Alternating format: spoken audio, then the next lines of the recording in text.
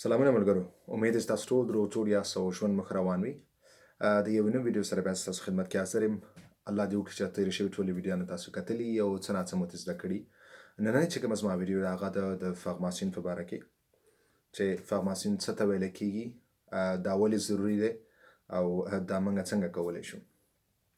ټولو نه اول فارماسین چې کوم دی دا یو مسلکي یو برنامه ده او د دې وخت چې کوم دی هغه فرق کوي چې په څه شي کې ته کول غواړې دغه فارماسین، دغه مسلکي برنامه یا پروګرام یا کورس ته په څه کې کول غواړې. څه مطلب یعنې ته په ډریورۍ کې غواړې فارماسین وکړې، ته په سکیورټي کې غواړې فارماسین وکړې، یا ته غواړې چې په بجلۍ په کار کې فارماسین وکړې. نو په هر کار کې دلته فارماسین شته. نو فارماسین چې کوم دی دا یو مسلکي پروګرام دی چې کوم کې تاسو اول زده کړې کوئ، څه ناڅه اول تیوري وایي، زده کړې کوئ او هغې نه بعد بیا تاسو عملي کار دپاره یو ادارې ته ځئ تاسو چې هلته بیا تاسو عملي پریکټس کوئ، تاسو کار کوئ او هغې نه بعد بیا تاسو له دوی چې کوم دی هغه سرټیفیکیټ درکوي، تاسو فارغېږئ. نو دې ته فارماسین ویلی کېږي. دا 6 میاشتې هم کیدی شي، 3 میاشتې هم کیدی شي، 4 میاشتې هم کیدی شي، کال هم کیدی شي، 2 کال هم کیدی شي. فارماسین چې کوم دی فرق کوي، مطلب چې په کوم مسلک کې ته غواړې فارماسین وکړې. مطلب زه مثال درکړم، زموږ ستاسو وطنوال بعضو په وطن کې مثال مستریتوب کړی دی. که هغه غواړي چې دلته هم مستریتوب ووایي او دلته فارماسین ووایي، دلته فارماسین ویلی شي، هغې نه بعد دوی بیا عملي کار کولی شي. که یو کس دی هغه وطن کې بجلۍ کې کار کړی دی، یا یو کس دی که هغه وایي چې زه دلته غواړم مثال بجلۍ کار زده کړم او دې کې مخکې لاړ شم، په دې کې آینده کې خپل کار په دې کې وکړم، نو هغه په بجلۍ کې فارماسین کولی شي. نو زما ټولو وطنوالو ته دا خواست دی چې تاسو په وطن کې په کوم کار کې کار کړئ یا کوم مسلک کې کار کړئ، کوم مسلک تاسو ویلی او تاسو غواړئ مطلب په کوم خاص مسلک کې تاسو ځان انتخاب کړئ په هغې کې کار وکړئ، نو تاسو هغې فارماسین ته مراجعه کولی شئ او تاسو بیا دغه فارماسین ویلی شئ. نو دا یو مسلکي پروګرام دی، برنامه ده چې کوم د دولت لخوا تاسو له درکولی کېږي او تاسو هغه وایئ 2-3 میاشتې، مثال 3 میاشتې پروګرام دی، 1 میاشت 2 میاشتې، 1 میاشت تاسو مثال تاسو تیوري وایئ، تاسو د هغې زده کړه اول کوئ، تاسو د هغوی ټریننګ درکوي. مثال تاسو فارماسین څنګه پیدا کولی شئ، تاسو چې کله فارماسین ته لاړ شئ هغه تاسو ته ټول نه اول په کمپیوټر باندې کار شروع کوي. اوس که بعضې خلک وایي چې ما ته خو کمپیوټر چل نه راځي، زه به څنګه کوم څنګه نه کوم، نو دا هغه بنیادي شی نه، هغه شی تا ته په کمپیوټر باندې ښیي چې کوم تاله دلته ژوند کولو لپاره پکار دي. لکه زه به مثال درکړم چې تاسو ایمیل څنګه لیکئ، مثال ایمیل څنګه چاته ولیږئ، دا هر چاته ضرورت دی. مثال دلته که هغه غواړي چې دلته ژوند وکړي، نو دغه ایمیل زده کړه هر یو کس ته ضرورت دی. زه ډېر داسې ملګري وطنوال پېژنم چې هغوی بالکل سکول مکتب نه دی ویلی، خو ولې هغه پوهېږي چې ایمیل څنګه ولیږي، ایمیل چل زده کړی دی، ایمیل کتلو چل ورځي، هغه د خپل مثال مختلفې اپلیکیشنونه خپل موبایل کې ډاونلوډ کړي، هغه د کار پیسې کتلی شي، هغه مثال پلوه هر څه کتلی شي، نو هغه ته چې کوم خط راځي هغه کتلی شي. نو تاسو له اوله چې کله راشئ ستاسو هغه د فارماسین پورې فرق کوي چې کوم فارماسین تاسو وایئ. بعضې فارماسینو دي، مثال زه یو مثال درکړم چې یو کس دی هغه په کمپیوټر کې هغه غواړي چې په ویب ډیولپمنټ کې یا مثال ویب پاڼه څنګه جوړېږي، پروګرامینګ کې غواړي هغه فارماسین وایي. نو هغې کې 6 میاشتې فارماسین دی چې هغه ټول اول 3-4 میاشتې تاسو هغه اول کوډینګ زده کوئ، پروګرامینګ زده کوئ. دا مې یو مثال درکړو. هغې نه بعد بیا تاسو 2-3 میاشتې عملي یو کمپنۍ ته ځئ، یو شرکت ته ځئ او تاسو یو اداره کې کار کوئ، هغه چې څه تاسو زده کړي هغه عملي کوئ. نو دا د فارماسون نه تر فارماسون پورې فرق کوي. فارماسون کې صرف دا نه چې تاسو زده کړه کوئ، تاسو ډېر ضروري شیان زده کوئ، تاسو عملي هغه کارونه زده کوئ چې تاسو له په دلته ژوند کولو کې تاسو ته په کار راځي. تاسو باید هغه زده کړئ، تاسو باید هغه پوهئ. لکه یو مثال زه درکوم چې تاسو د یو ښار نه بل ښار ته سفر کوئ، تاسو به ټیکټ څنګه ځان له بک کوئ. یو مثال مې درکړو. نو دا هغه شیونه دي چې تاسو دلته د ژوند کولو لپاره ډېر ضروري باید تاسو زده کړئ. نو فارماسون کې تاسو ډېر هغه شیونه زده کوئ چې ځان له په هغه یو خاص مسلک کې تاسو له په کار راځي، هغه ستاسو روزمره عمومي دلته په ژوند کې هم تاسو له ضروري دي، تاسو له زده کړه پکار ده. نو ځکه تاسو فارماسون وایئ. بل د فارماسون څه مطلب دی، دا ولې دومره مهم دی. فارماسون ځکه ډېر مهم دی چې دا هغه واحد او تیزترینه لار ده چې تاسو دلته په خپل مسلک کې دلته کار وکړئ. دا ولې تیزترینه ده؟ ځکه چې تاسو 3 یا 4 یا 5 میاشتې تاسو په خپل مسلک کې کار کوئ، هغې نه پس بیا تاسو عملي کار ته ځئ. نو ځکه دا یو تیزترینه او یو اسانه لار ده. بل فارماسون چې کله تاسو وکئ، نو دلته ډېر داسې شرکتونه دي، ډېر داسې کمپنیانې دي چې هغه په هماغه څنګه تاسو فارماسیون ختم کړئ هغې نه بعد تاسو خپل یو کار دپاره تاسو مراجعه کولی شئ، تاسو دومان کولی شئ او هغې نه پس تاسو له کار پیدا کېږي.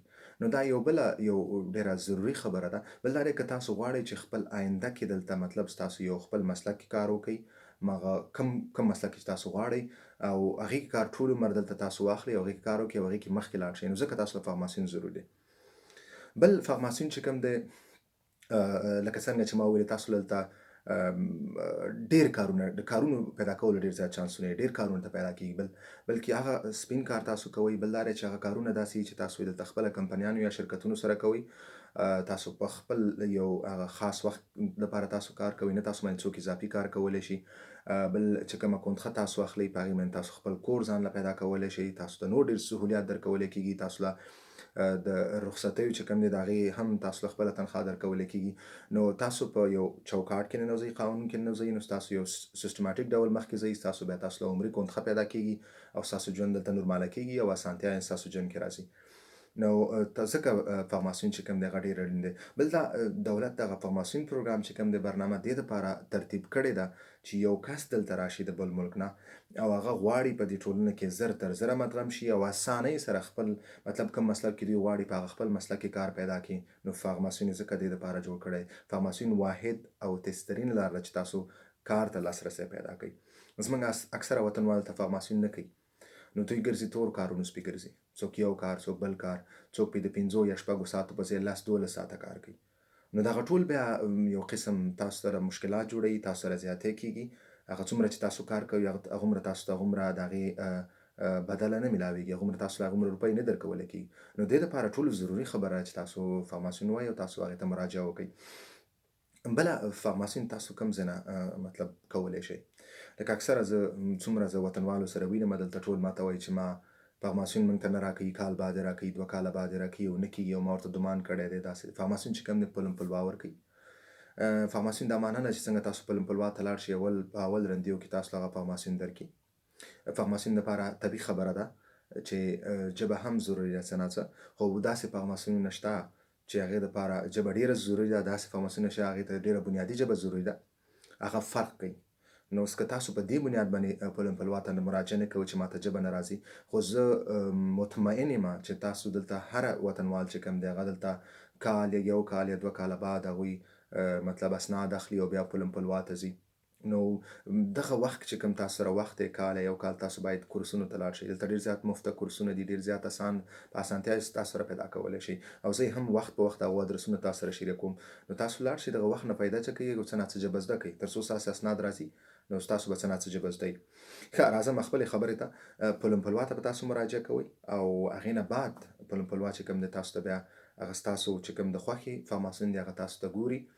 هغه فارماسیون اوس د هغه وخت ولې نیسي، مثال پلوه تاسو له ولې 5 میاشتې یا 6 میاشتې یا کال بعد یا هفته یا 10 ورځې بعد تاسو ته بیا زنګ وایي یا تاسو ته خبروي چې راشئ تاسو ته فارماسیون راغلی دی.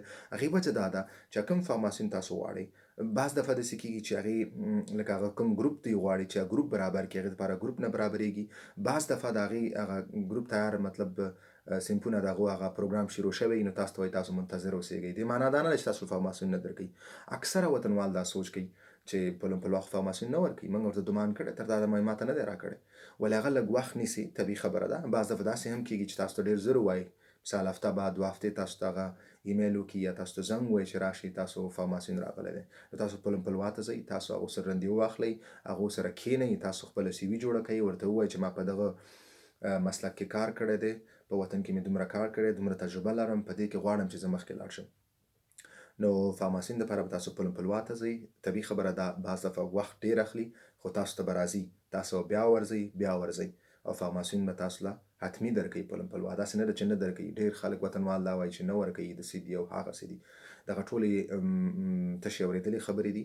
بعض دفعه د وطنوالو سره داسې حالت پیدا کېږي چې دوی لاړ شي، په نیمه خبره پوه شي، په نیم پوه نه شي. نو بیا راځي هغه نیمه خبره باندې چې دوی پوه شوي یا غلط معلومات دي، هغه دوی بیا دلته نور افغانانو ته وایي او دغسې په وطنوالو منځ کې دغسې غلط خبرونه خپرېږي او بیا نور هم بې زړه کېږي، هغه هم مراجعه نه کوي. ولې فارماسیون ضروري دی.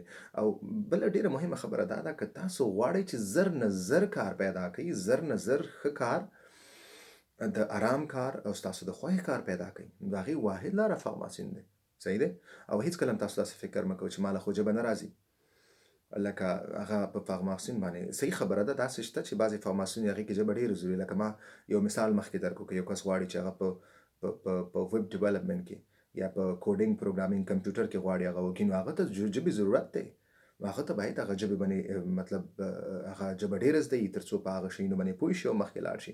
ولې یو کس دی که غواړي چې هغه صرف په ډریوري کې هغه غواړي فارماسیون وکړي، نو هغه ته دومره د ژبې ضرورت نشته. یو کس دی غواړي په سکیورټي کې وکړي، یو کس دی مطلب دا هغه فارماسیون پورې فرق لري.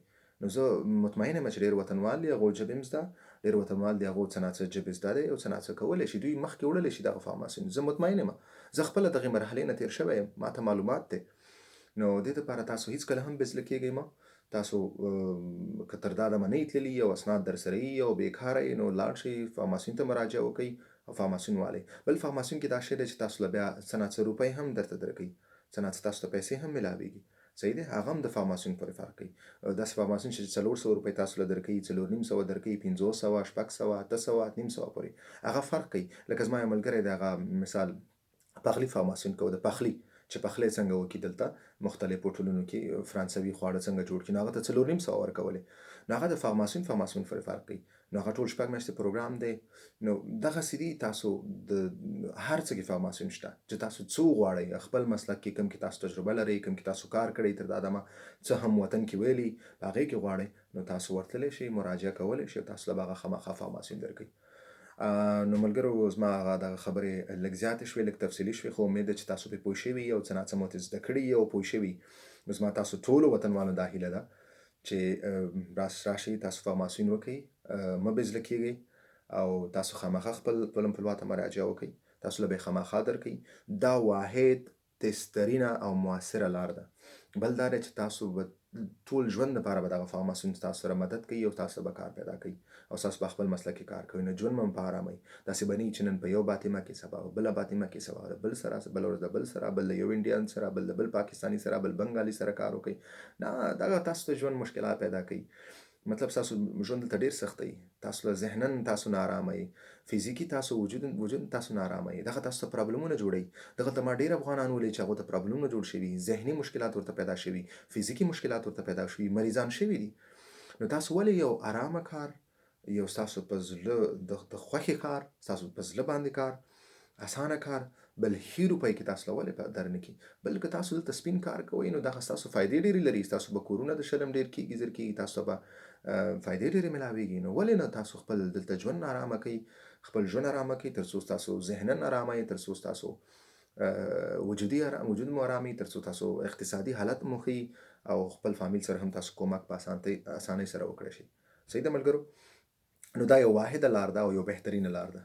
نو امید ده چې تاسو په دې خبرو پوه شوي او څه داسې نقطه نه یې پاتې. بیا هم که تاسو څه سوال یي، څه خبره یي او تاسو فکر کوئ چې زه په هغه موضوع باندې خبره وکړم یا څه داسې مشکل یي تاسو ته، نو تاسو ته زما یوټیوب چینل نقیب شارق کمنټ په باره کې تاسو لیکلی شئ او ما سره هغه مشکل شریک کړئ او په هغه آینده کې به زه په هغې باندې ویډیو جوړه کړم. مننه ملګرو، زما دغه چینل تاسو ټولو ملګرو سره دغه ویډیوګانې شریکې کړئ تر څو ټولو وطنوالو ته دا ورسیږي او زموږ او ستاسو ټولو وطنوالو ته ژوند په ارامه شي او اقتصادي حالت یې هم ښه شي او دوی څه نه څه زده کړي.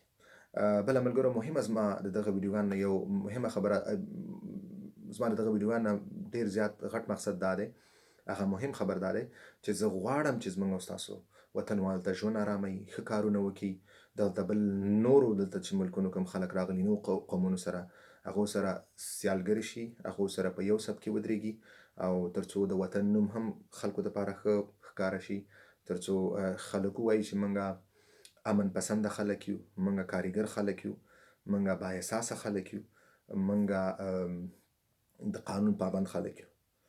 نو دا هم یو زما د دې ویډیوګانو یو غټ مقصد دا هم دی. مننه ملګرو، تر بل ویډیو پورې ښه وخت. په مخه مو ښه.